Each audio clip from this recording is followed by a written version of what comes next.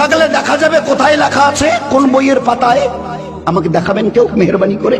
চোখ থাকলে দেখা যায়, কান থাকলে শোনা যায়, জবান থাকলে বলা যায়।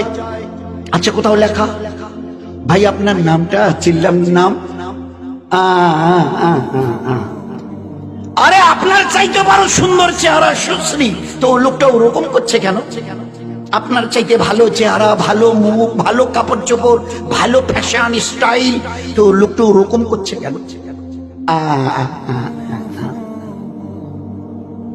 ভাই আপনার বাড়ি? চুপ করে আছে। আরে ভাই আপনাকে বলছে আপনার বাড়ি, পাশের লোকটা বলছে আসলে উনি কানেই শোনে না। আল্লাহ দেখিয়ে দিয়েছে কান থাকলে শোনা যায় না যদি আমি আল্লাহ না শোনাই, এ জবান থাকলে বলা যায় না আমি আল্লাহ যদি না বলাই, এ চোখ দেখে না আমি আল্লাহ যদি না দেখাই। কি বলে লোক? ভাই ওনাকে আসলে কি করে চিনবে? উনি তো জন্ম অন্ধ, জন্মের থেকেই চোখে দেখে না। আল্লাহ দেখি এ হচ্ছে হকিকতে, হচ্ছে ঈমান, লা ইলাহা। চিউটি থেকে জিবরিল কেউ করে না, করেনেওয়ালা জাত আল্লাহ। আমাকে চলার জন্য যে হায়াত তন্দুরুস্তি রেখেছে এটা তার মেহেরবানি। পাশের বাড়িতে গিয়ে দেখো জওয়ান 22 বছরের ছেলেটা, মানে শুধু লেংড়িয়ে নয়, পা ছেঁচলে মানে পিছন থেকে মাটিতে ছেঁচিয়ে যাচ্ছে, দাঁড়াবার কোনো ক্ষমতা নেই। আমাদের মাথাভাঙা ব্লকের পাশেই একটা বাড়ি, এক ভাইয়ের আমিনুরের, তারই একটা ভাস্তা, এখন বোধহয় 24 বছর বয়স চলছে, দাঁড়াতে পারে না। 24-25 বছর বয়স চলছে ছেলেটা, ওই বসে বসে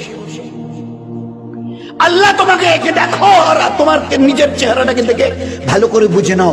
এই আল্লাহ, এ বেচারা দুটো দাঁড়াতে পারে না, 24-25 বছরের, হি ওয়াজ এ ভেরি ইয়াং। 24 বছরের বয়সের লোক তো মানে যুবক হয়, আর সে দাঁড়াতে পর্যন্ত পারে না। আরে আল্লাহ তুমি কত দয়ালু যে আমাকে শুধু দাঁড়ানো নয়, দৌড়াবার মতো আল্লাহ তুমি আমাকে ক্ষমতা দিয়েছো।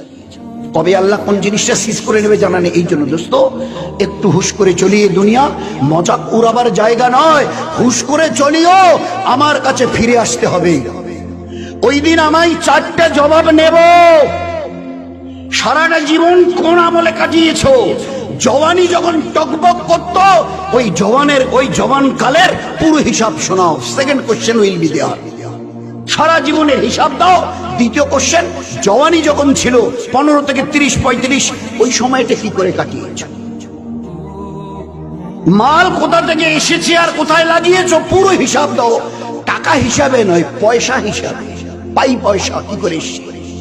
টাকার হিসাব দিলে 50 পয়সাগুলো যদি বাদ চলে যায়, ফাঁকি দিয়েছ, মদ খেয়েছ, ও হবে না। পাই কোন রাস্তা দিয়ে মাল কামিয়েছ আর কোন রাস্তায় মাল লাগিয়েছ, আমি তো বলে দিয়েছি কিভাবে কামাবে, কিভাবে খরচ করবে।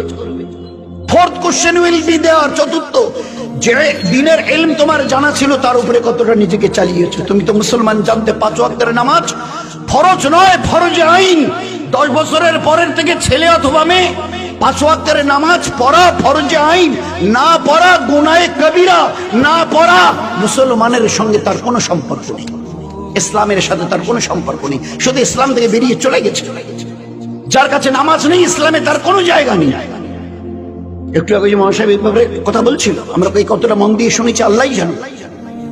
আল্লাহর নবীর হাদিস, no portion in this person in Islam who does not say his সালাত। যার কাছে নামাজ নেই ইসলামে, আমি নবী বলছি, তার কোনো জায়গা নেই। কি করে বুঝবো যার কাছে নামাজ নেই ইসলামে তার কোনো জায়গা নেই? কি করে বুঝবো, কতটা বুঝবো? আল্লাহর পেয়ারা নবী এমন এক এক্সাম্পল দিয়েছেন যে তাজ্জব লাগে শুনলে। জিজ্ঞাসা করছো আমার সাহাবারা, সাথীরা, আচ্ছা তোমরা কান কাটা লোককে দেখেছো? আল্লাহ রাসূল দেখেছি। আচ্ছা হাত কাটার লোককে দেখেছো? দেখেছি। আচ্ছা পা নেই এরকম লোককে দেখেছো? পা কাটা? আল্লাহ রাসূল দেখেছি। বলছে আচ্ছা এরকম লোককে দেখেছো যে মাথাটা নেই এরকম লোককে? তো সাহাবারা হেসে দিয়েছে। আল্লাহ রাসূল, মাথা ছাড়া আবার লোক হয়? হাত কাটা লোক, পা কাটা লোক, কান কাটা লোক, নাক কাটা লোক সব হবে, কিন্তু মাথাটাই নেই, এটা তো হয় না। হেসে দিয়েছে। আল্লাহ রাসূল বলছে আমার উম্মত শুনে নাও,